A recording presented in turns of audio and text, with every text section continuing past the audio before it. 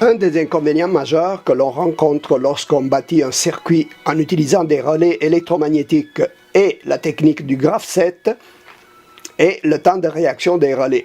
Voyons voir comment ça se passe. Donc ça, c'est un circuit bâti avec des relais électromagnétiques en suivant strictement le graph-set de premier niveau du circuit. Il s'agit d'un circuit de commande d'une charge avec un simple bouton poussoir.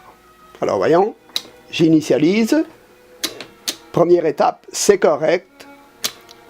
La lampe s'éteint. Elle ne s'allume plus. Réessayons. Elle s'allume.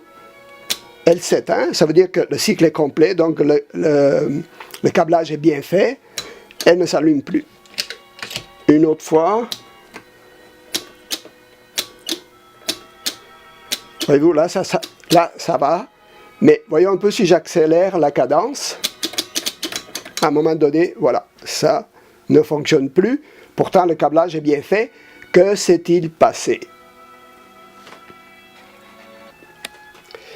Eh bien, il s'est passé que le contact normalement fermé qui maintenait l'étape précédente activée, lorsque l'étape suivante s'est activée, a ouvert avant que le contact de maintien de l'étape suivante ait eu le temps de se fermer. Donc, tout retombe à zéro à ce moment-là et il faut réinitialiser pour commencer un nouveau cycle.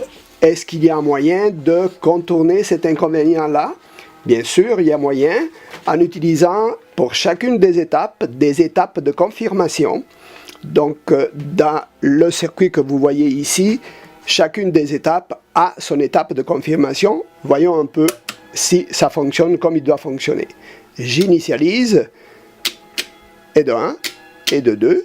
Le cycle est complet, le câblage est bien fait. Voyons un peu si j'accélère la cadence. Là, il n'y a plus aucun problème, le circuit fonctionne parfaitement. La maquette peut également servir pour pratiquer la technique du dépannage sur des relais électromagnétiques et des systèmes séquentiels utilisant la technique du graph-set.